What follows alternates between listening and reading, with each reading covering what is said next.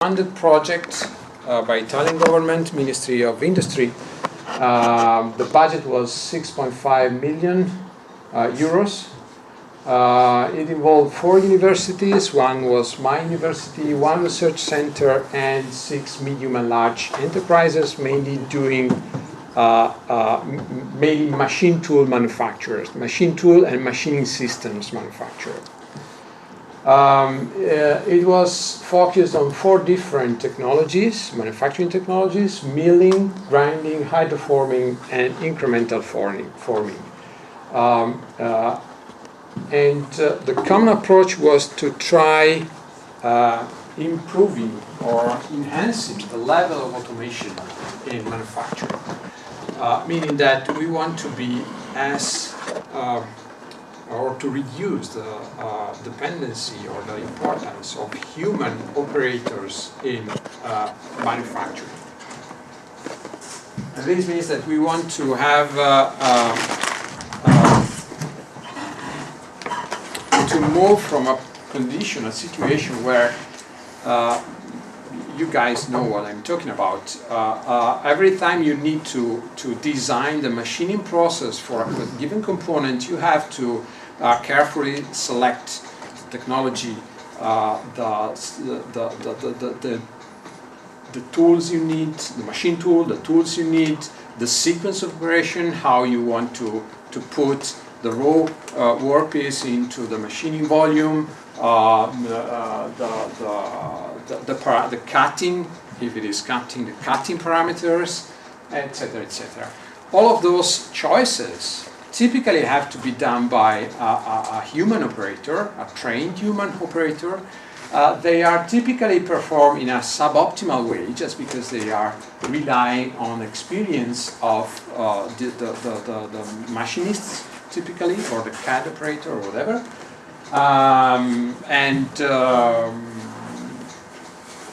And additionally, when it comes the time where your most experienced operator retires, you have to train another one, and most of his experience goes typically away, and so on. So it is a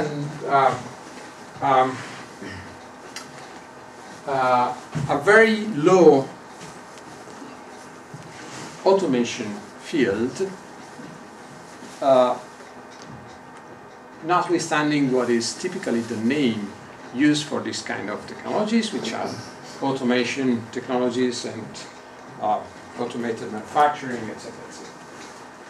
So let's look at what happened. Well, what is the history of machine tools? This is the very first prototype of a numerical control machine tool, dated 1952 by John Parsons and the MIT labs.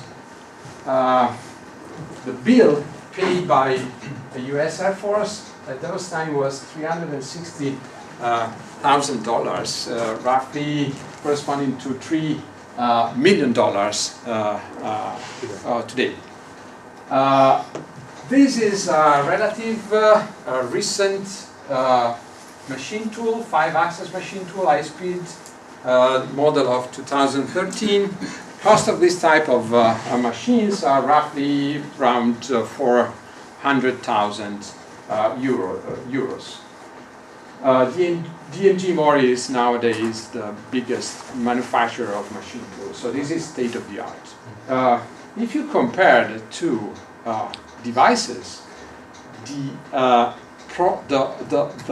improvement we had from the left to the right has been essentially incremental.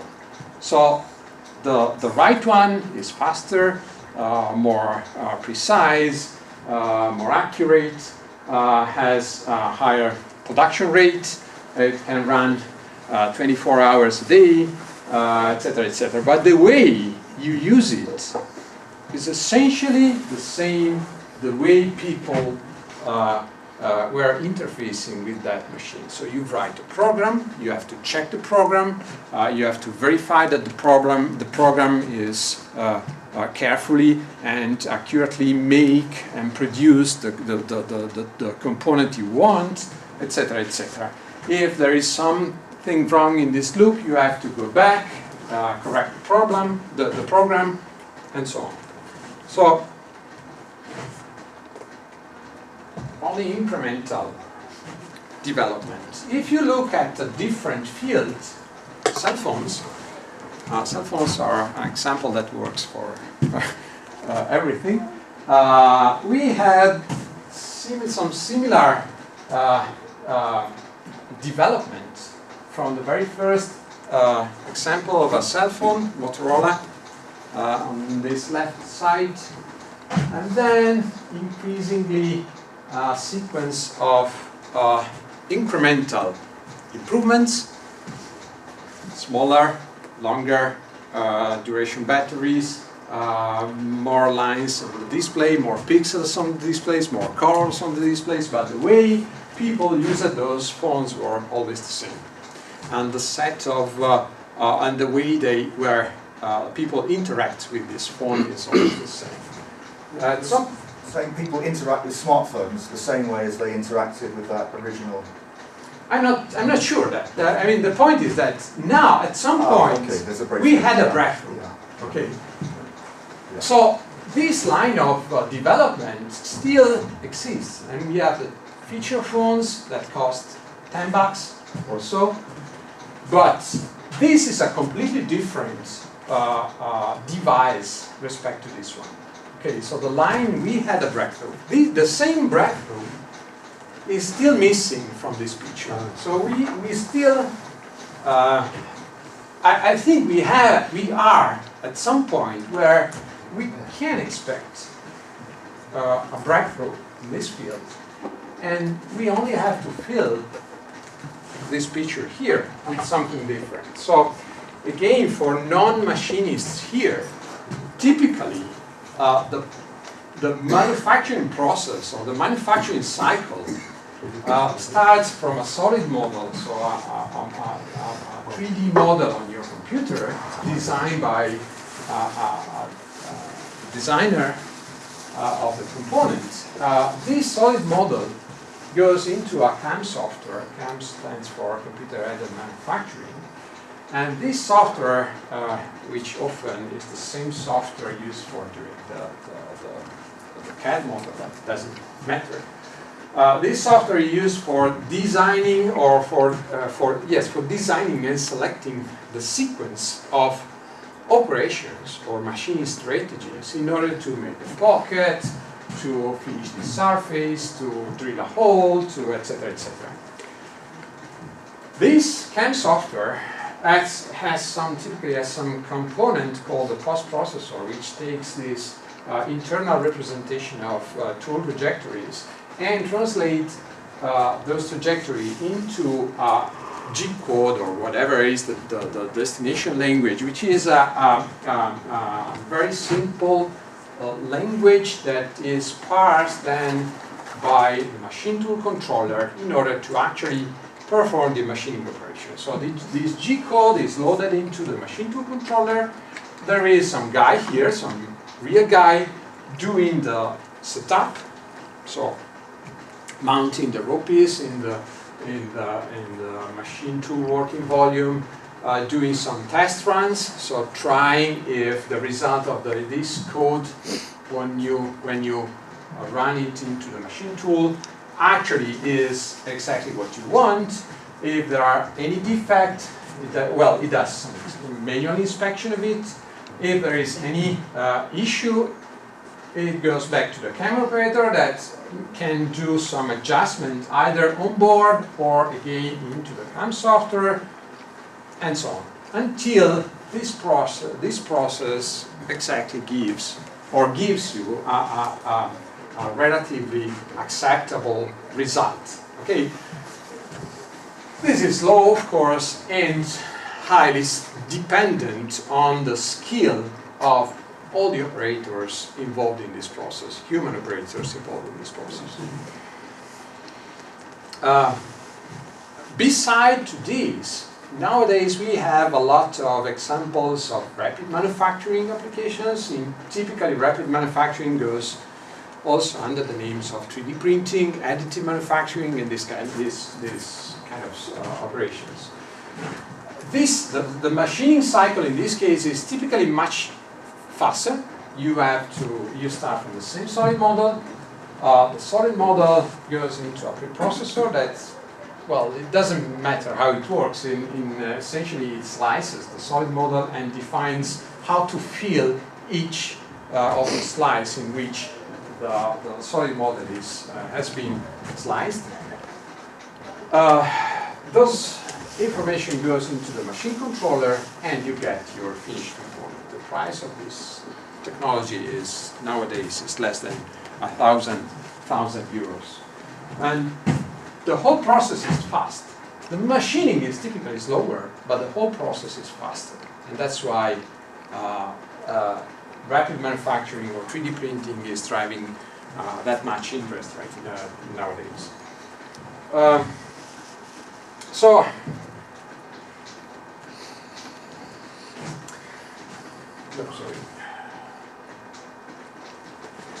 So we tackle this problem first at a low level. So we decided to try to simplify or to automate the way the operator interact with the CNC controller, which is the computer maker controller, or the PC running actually the machine tool.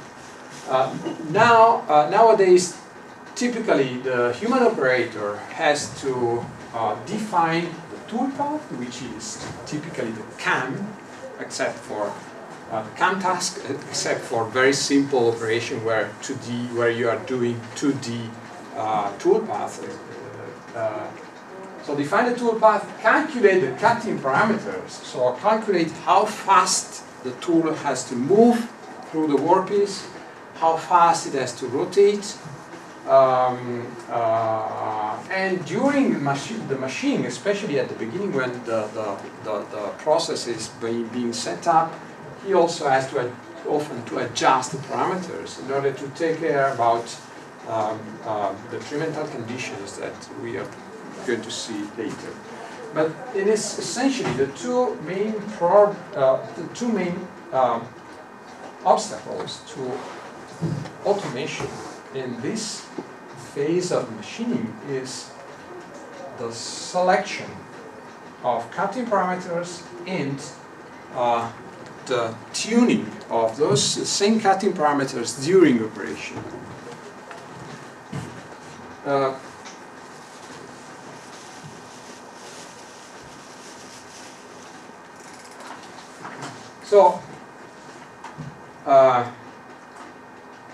This problem typically has to be is related to can be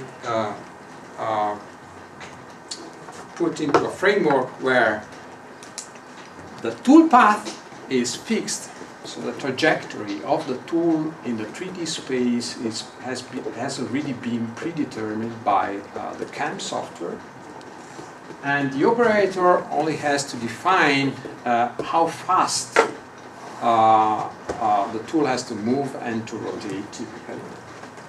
So those two parameters are called feed rate and spindle rotational speed. Feed rate is the speed at which the tool is traveling, and the spindle speed is the rotational speed of the rotating tool.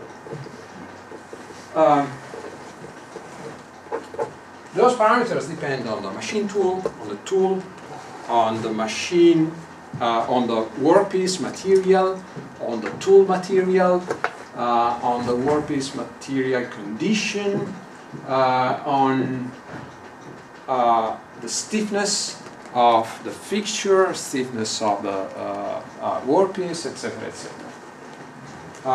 Typically, G-code, or the code used for programming trajectories, is only made by straight segments and arc segments. So all the trajectory, every trajectory is made by a sequence of arcs and straight segments.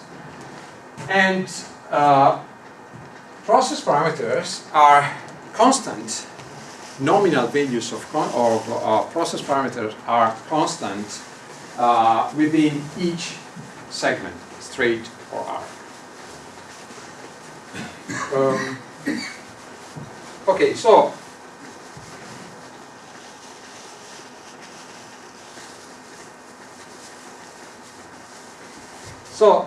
the question for our work within the Michelangelo project was to try to build an artificial operator able to simply take the tool path, so the sequence of arcs and segments, the type of materials, tool and workpiece materials, and that's it, and decide by itself the optimal combination of process parameters during the process and according to the actual processing condition, step by step. So at every position along the tool trajectory, it had to adapt the feed rate and the rotational speed in order to optimize some output. Machining time, surface condition, tool life, etc., we will see later. This is the first step, okay, enabling other steps at higher and higher levels, including at the end, sooner or later, the whole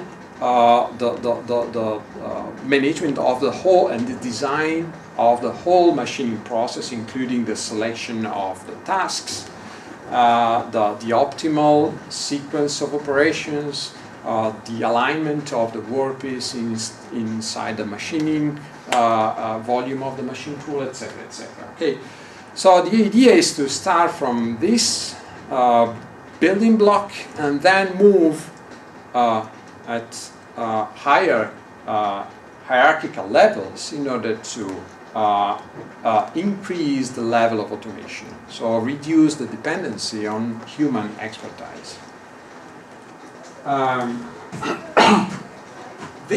At this level, essentially, we are very close to the process, so we need something able to simulate the process. We need a way for optimize the output or for optimally control the process. At higher levels, the problem becomes closer and closer to artificial intelligence, and that's why I'm essentially here today, right? Because we were talking with David about how to go from this level to higher levels where artificial intelligence becomes more and more important. Why? Well, at this point,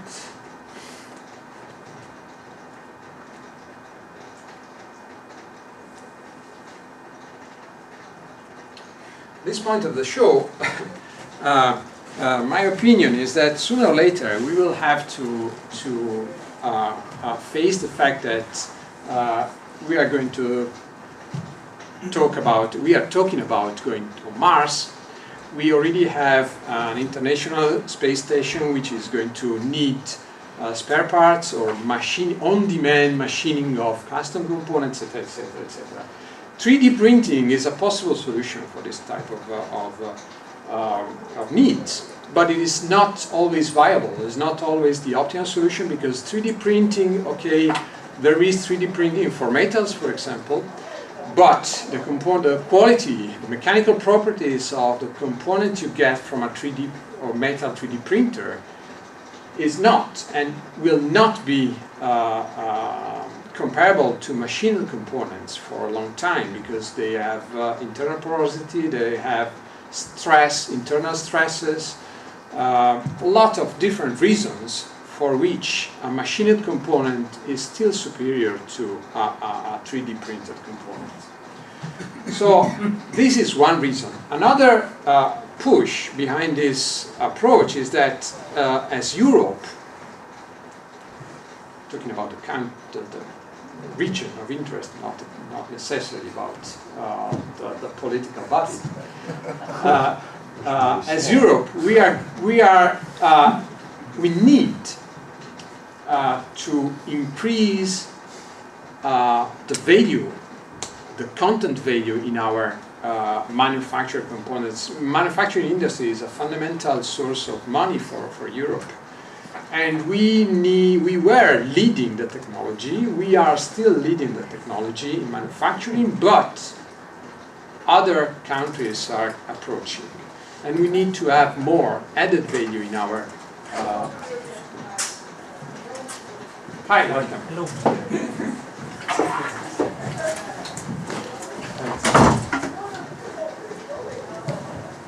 So those are the reasons behind this type of approach that we think is important for Europe, and not only for Europe. So our approach, again, was to build an artificial operator. The artificial operator in Michelangelo was simply a standalone Linux computer interfaced with the CNC controller of the machine tool via a Corba interface. The delay communication loopback was taking about 50 milliseconds. So we, from a control standpoint, we have two loops here. One loop is the control loop inside the CNC, or between the CNC controller and the moving axis of the machine tool. An outer loop, a slower loop, exists between our artificial operator and the CNC controller. Okay, it is slower and it has a latency of about, it has a loop, a latency of about 50 milliseconds. So, the artificial operator has a model of the process, a very simple model of the process, meaning that from a dynamic point of view, it is able to give or to calculate the output from a given input to the process model. Input is essentially how fast the tool is moving. The outputs are torques, forces, vibrations, tool wear, etc., etc. Okay, some characteristics about the process itself. The artificial operator reads the position, the current position, and the current measures available by the CNC controller of the machine tool. Essentially, the spindle power and also the axis powers is instant values of powers, and it can calculate real-time the optimal value for feed rate for the controls, and the controls are feed rate and spindle rotational speed, and update the set point values for those two controls into the machine tool. So essentially it's a kind of an adaptive machining where we can adapt the two controls we have in real time on the machining process. By the way, a human operator has exactly the same type of interface with a machine tool. Typically every CNC controller has two knobs on it, and with those two knobs the human operator can adapt the instant value of the feed rate and the spindle rotational speed, increasing or decreasing the current value with respect to the nominal value written into the G code describing the machine.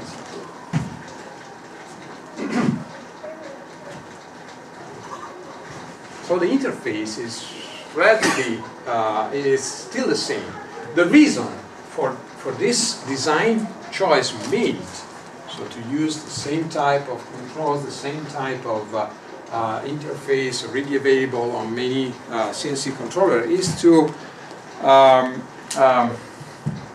well, it's a strategic decision because machine tool, the sector of machine tools is a highly standardized sector. So there are a lot of standards, a lot of constraints about what you can do and what you can't.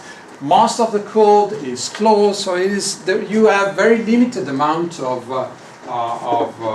degrees of freedom in interacting with a CNC controller in a machine tool. This approach is an approach that, technically speaking, can be adapted to every single type of CNC controller nowadays available on the market. And the way a user interacts with this type of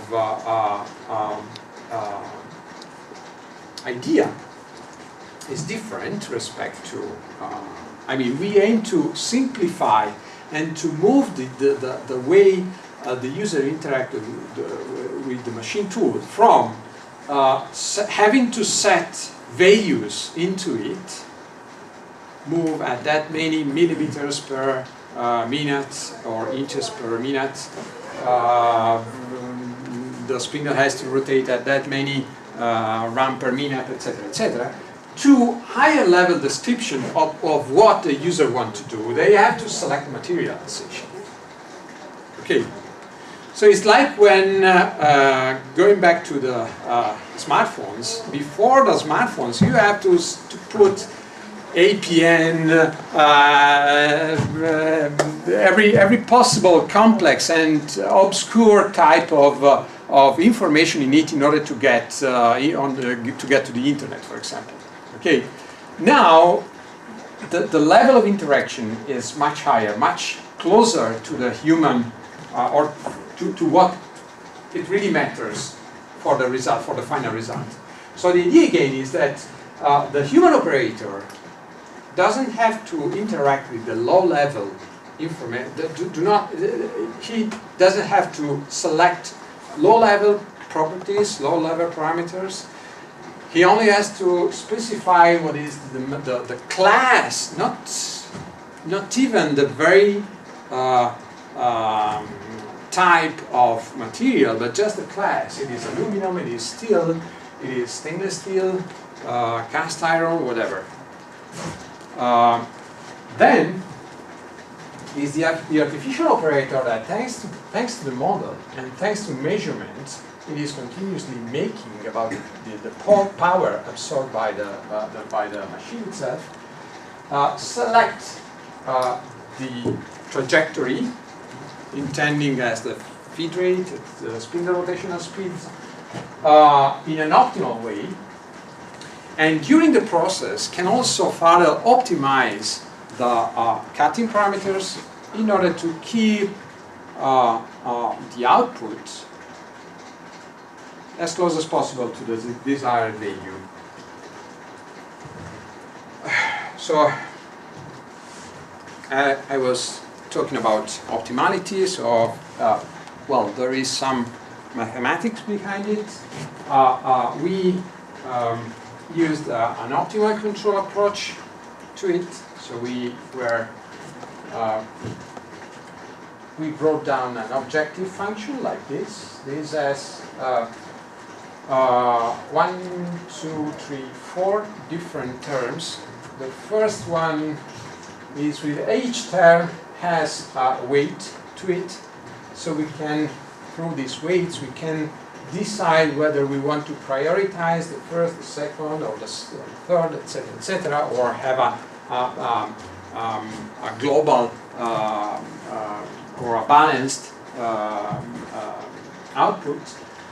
The first term, MRR, stands for material removal rate, meaning that we want to maximize the amount of material we remove per unit time. So we want a fast machine.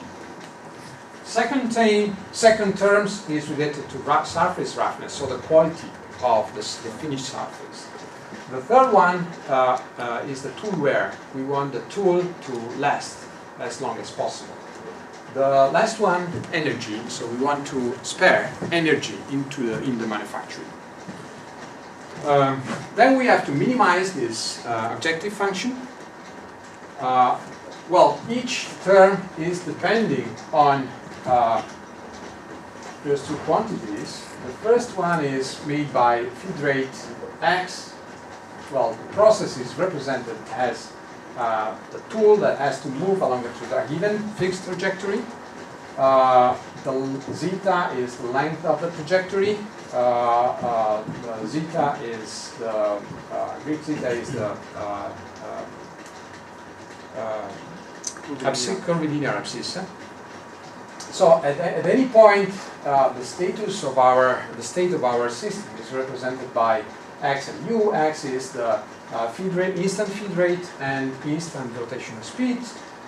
Controls, the vector of controls u, is given by the acceleration in feet and the acceleration, the angular acceleration of the feet. So we are controlling the acceleration. Our controls are the accelerations, rotational acceleration and linear acceleration. We have to minimize this objective function subject to some constraints. And we put constraint on essentially on the dynamics of our system, so how fast it can accelerate or decelerate. Constraints on mechanical limits of the machine tools, the maximum rotational speed of the spindle, the maximum feed rate, etc., etc. And yes, and then we want to give the optimal sequence of controls. This is the output of this optimal control problem approach. The optimal sequence of controls AF and A omega. So once we solve this problem, we have a sequence of controls that we can input into the machining operation during process in order to get the balanced optimization of the process. So the first element, of course, is to being able to calculate, for example, this term here. This term is the amount of material removed per unit time. So we need a way for simulating the problem, or essentially we need a way for calculating for a given trajectory, including the feed sequence, the speed, the linear or tangential speed sequence. Find out what is the amount of material removed per unit time, because this number is related to the absorbed torque, is related to the time needed for performing the operation, is related to how much the constraints, etc., etc. So to do that, the first thing we need to do is to calculate, or to have a model able to give us, this is a time sequence for, actually, sorry, it's not a time sequence, it's a function, it's a representation of the amount of material removed per unit time as a function of the curvilinear abscissa along the toolpath. The blue line you see is the direction of the cutting force, which is also related to the trajectory and direction of contact. The red arc is the represents the slice of material removed in every moment. So this is just a very macroscopic, high-level simulation of the process. It's not involving solid mechanics, or it's just very raw and dirty solution, which is close enough to what we want. It's a first approximation, but it is fast to calculate, and it is it has enough details in order to solve the optimal control problem. So at this point we have the simulator, which takes the CNC program. Do you have a question? When you say solve, you mean approximates to a certain degree, I guess. Solve what? Sorry, the The optimal control problem? The optimal control problem. No, actually, the first step is to take the full toolpath, the whole toolpath, calculating the cross section,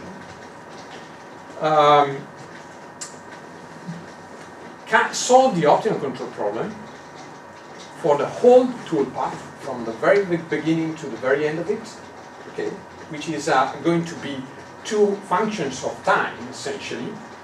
The one controlling the feed acceleration and the one controlling the rotational speed acceleration. Those two control sequences are then applied in process to the CNC controller, which in turn acts on the machine tool controller. At some point, this is the machine, the milling machine. From this block here, we can take measurements about, or data about the actual state of the machining process, like vibrations, forces, torques, etc., and feedback those information into the same OCP, optimal control problem solver.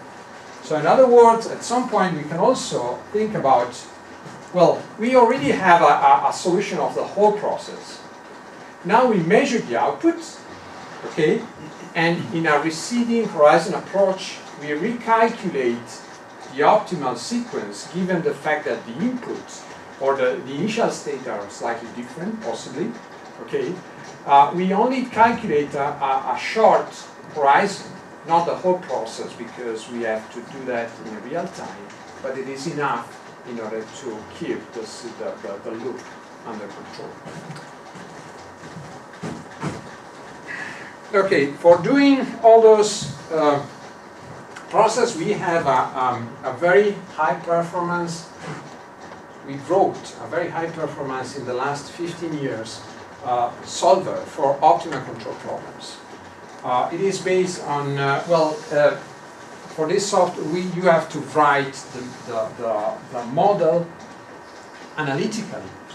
You have to write analytically a model of your problem into a CAS. We use Maple, but I think it can be extended to other systems, CAS systems. This, we have a module in Maple that takes the formulation of your model and generates, automatically generates a custom C++ code once per every problem. So once you have formulated your problem, you have a library of C code files, including the solver. And this library